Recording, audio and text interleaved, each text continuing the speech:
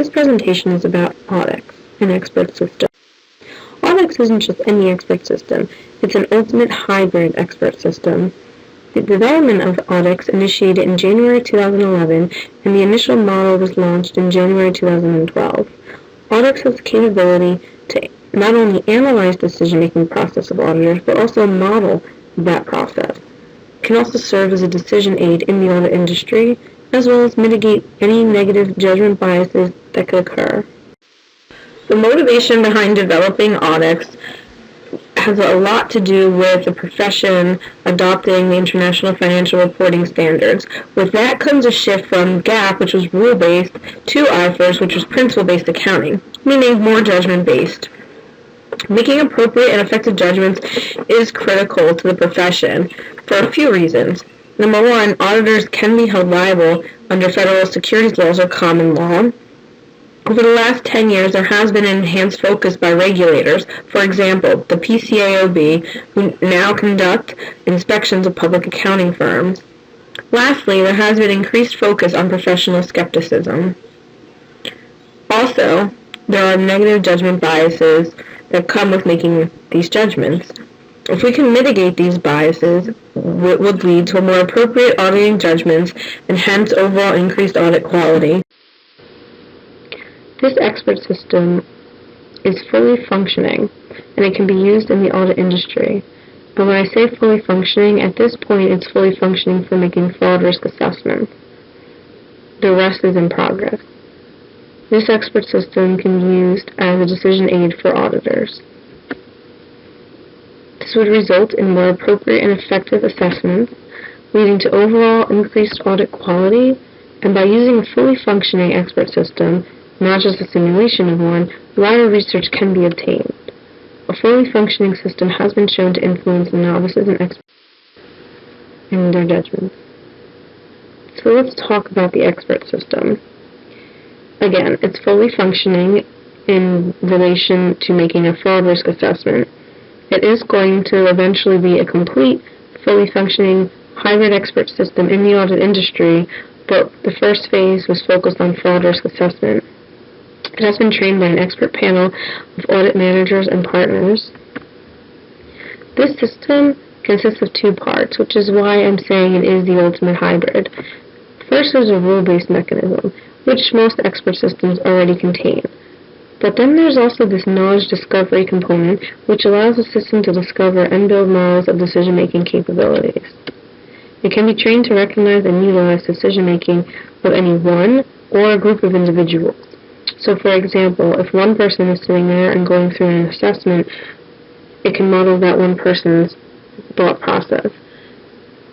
Or, if there's a team meeting, say a manager, two seniors, a staff, and they're having a meeting and they're going through a decision-making process. This model, this expert system, can also model their decision-making processes as a group.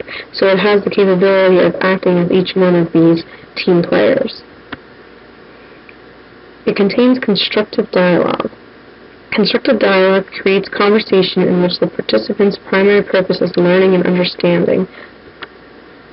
It also forces auditors to justify their final judgments. Before they submit what they think their final fraud risk assessment would be, the system reminds them of what their initial assessment was, and then it simply asks them, do you want to change from what you initially picked based on the process that we went through and all the field work we've done? Whether or not you want to change your assessment, you have to explain why it was that you changed or did not change from your initial one. You can produce the same assessments the actual auditor would have produced.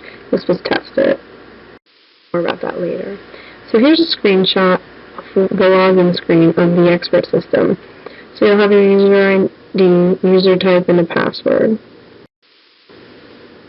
And here's a screenshot of the system taking someone through essentially a SAS 99 checklist, which would be, again, this was applicable to fraud risk assessment. So it has a series of questions in which the user is rating their client.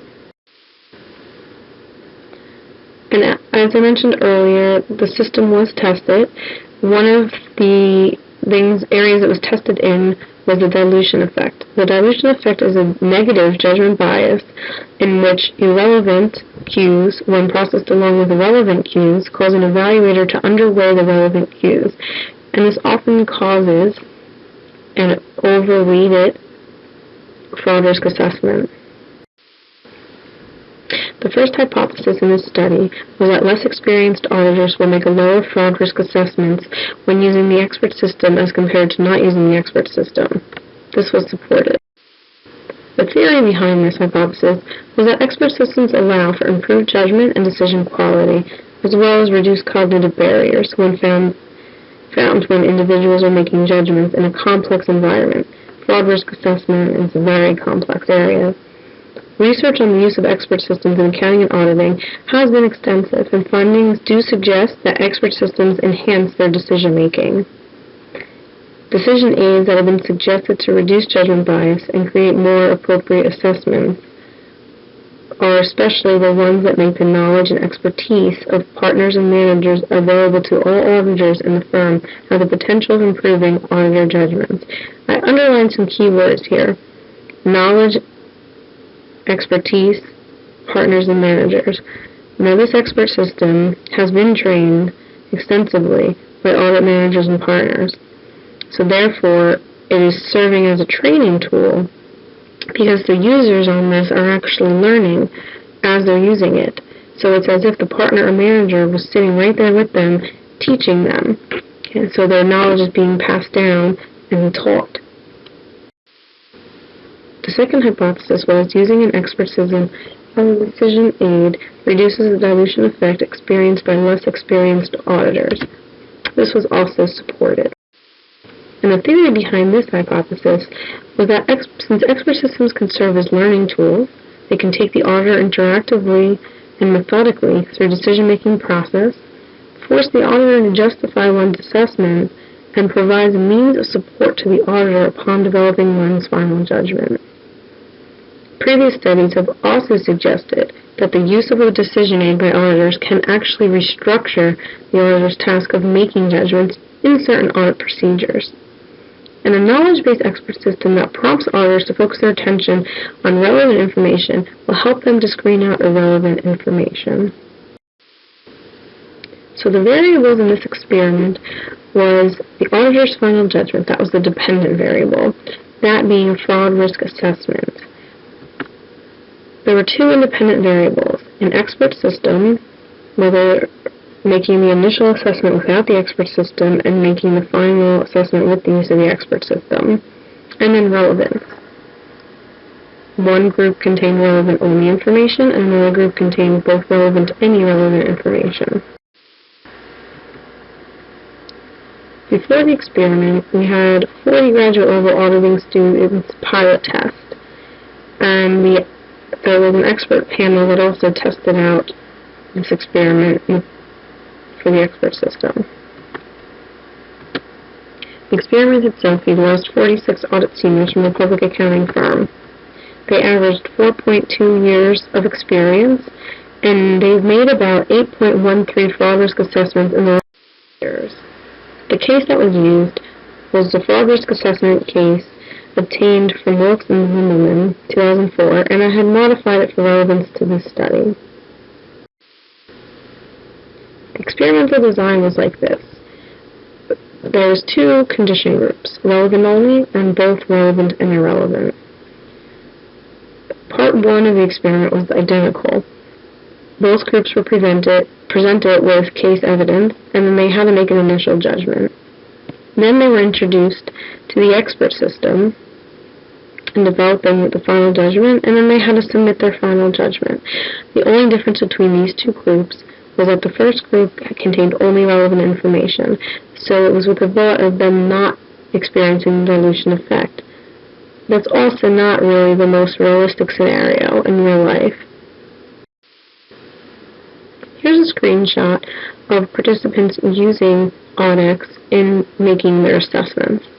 So as you can see, there's case information on top, and then again they're given a series of questions in which they have to rate. In this particular screen, it looks like it's asking about what their initial fraud risk assessment was. So they haven't actually dove into the interactive parts of the expert system. I had 3 benchmarks used in the study. The first was from Wilks and Zimmelman. The second was from my expert panel, which trained the expert system. And the third was from the expert system itself. Now you'll notice the first 2 are rounded numbers, and that's because it's an average. It's an average of a series of participants. The expert system is just one ranking, and it had a Likert scale of 1 to 7, so it would be a whole number without being rounded. When you compared all of the groups, all the benchmarks to each other, there's no significant difference. And again, the p-value or p-values were two-tailed. So the expert panel versus the expert system, 0.859. Expert panel versus Wilks and Zimmelman, 0.934. Expert system versus Wilks and Zimmelman, 0.946. No significant difference. This slide is showing you the group comparisons to the expert panel assessments. Again, we're using the benchmark from the expert panel of 3.85. In looking at the relevant only information condition, both their initial assessment, which was without the use of the expert system, and the final assessment with the use of the expert system, there was no significant difference. When you compared the expert panel assessment to the initial assessment in the both relevant and irrelevant information condition without the expert system, there was a significant difference, and this is due to the fact that the dilution effect had occurred. When the same group, both relevant and irrelevant information condition, had used the expert system in making their final fraud risk assessment, there was no longer a significant difference between their assessment and the assessment of the expert panel. Hence, Hypothesis 1 was supported. Mixed analysis of variance with repeated measures testing was completed. First, I'm looking at the within subjects testing. Here I'm highlighting the bottom line. This is the interaction effect. Here it's showing that there is a significant effect for the interaction of time and the expert system. Here I'm highlighting the main effect. The main effect for time was also significant. These results suggest that a significant change in the fraud risk assessments across 2 different time periods. Also, the expert system had a significant effect on the dilution effect. Hence, auditors without the use of the expert system were significantly influenced by irrelevant information, unlike when the auditors had use of the expert system. Interaction effect. This supports the second hypothesis. There was a change in fraud risk assessments across the 2 different time periods, prior to and after using the expert system, which is the main effect that you see. That also supports the second hypothesis. I just wanted to point out here that this mixed model analysis of variance was also run with 3 covariants, years of experience, task, and confidence, and the results were quantitatively similar.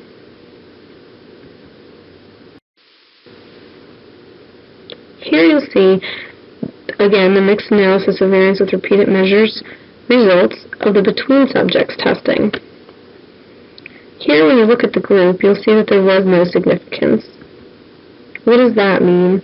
Well, there was no significant difference between the 2 conditions for the final fraud risk assessment, which was after using the expert system.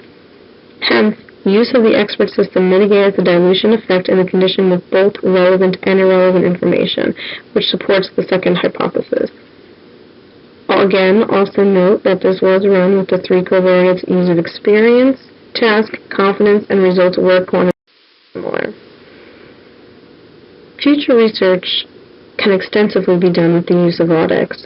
Just to point out a few things, you can examine the impact of the expert system as a decision aid on audit judgments using IFRS standards. Again, like I said, IFRS is going to be very judgmental. So, for example, areas such as intangibles, revenue recognition, and leases have a lot of judgment involved. Also, research should be done to determine if over-reliance on the expert system can develop. Being that I mentioned participants are actually learning from the expert system, a study to assess the learning with the system over a time study would be interesting. Thank you very much for your time.